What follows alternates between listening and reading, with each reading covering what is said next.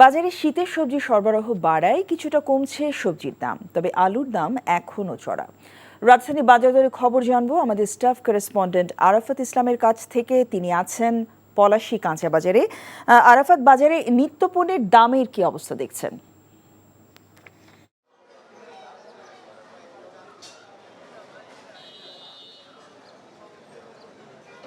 যেমনটি আপনি জানাচ্ছিলেন, শীতের আগাম সবজির সরবরাহ বাড়ায় কিন্তু বেশ কয়েকটি সবজির দাম তুলনামূলক আগের তুলনায় কমেছে। অপরদিকে যদি জানিয়ে রাখি স্বস্তির খবর, সেটি হচ্ছে গিয়ে পেঁয়াজের যে ঊর্ধ্বগতি আমরা দেখছিলাম বিগত কয়েক সপ্তাহ ধরে, গত সপ্তাহের চেয়ে মানভেদে পেঁয়াজের দামের ক্ষেত্রে 20 টাকা পর্যন্ত কমেছে। দেশি পেঁয়াজ যেটি 150 টাকা কেজিতে বিক্রি হয়েছে, সেটি এ সপ্তাহে আমরা দেখতে পাচ্ছি 130 টাকা কেজিতে বিক্রি হচ্ছে। অপরদিকে যেটি ভারতীয় বা আমদানিকৃত যে পেঁয়াজ, সেটি 110 টাকা কেজিতে বিক্রি হচ্ছে। অপরদিকে মাংসের বাজারের ক্ষেত্রে যদি বলি, ব্রয়লার মুরগির দাম কেজিতে 10 টাকা পর্যন্ত কমে 190 টাকা কেজিতে বিক্রি হচ্ছে। এছাড়াও সোনালী মুরগি যেটি, সেটিও কেজিতে 20 টাকা কমে 300 টাকা কেজিতে বিক্রি হচ্ছে। এছাড়া ডিমের দাম যেটি, সেটি আগের মতো অপরিবর্তিত রয়েছে। লাল ডিম ডজন 145 টাকা এবং সাদা ডিম 140 টাকা ডজন বিক্রি হচ্ছে।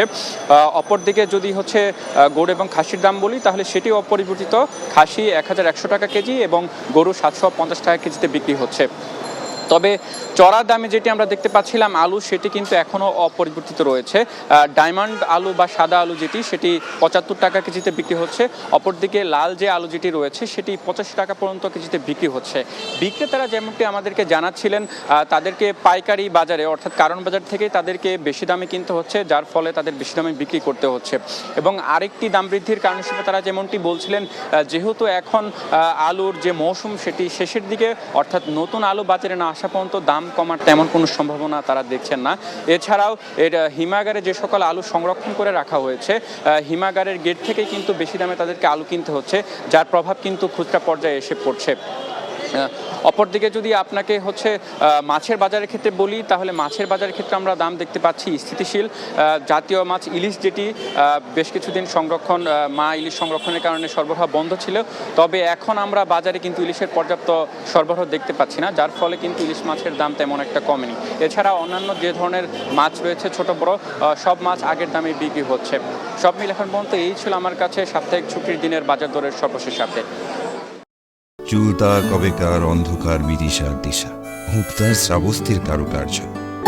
চেষ্টা করবেন রাত 9টার মধ্যে বাসায় চলে আসার। মেইন গেটে তালা লাগিয়ে দেওয়া হয়। প্রতিদিন কি তড়িঘড়ি করে বাড়িতে ফেরা সম্ভব?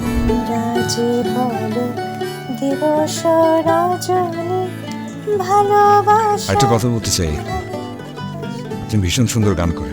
প্রেম পেরোলো অনেকগুলো মাস, ভালোবাসা মেখে আজ তুই অভ্যাস। তুমি আমি এসে খুব সমস্যায় ফেলে দিলাম, তাই না? আসলে গাছ আর সম্পর্ক দুটোই একই রকম। জীবন্ত রাখতে হলে যত্ন নিতে হয়। ভালোবাসার বিষয়টা আপেক্ষিক, এক একজনের কাছে এক এক রকম।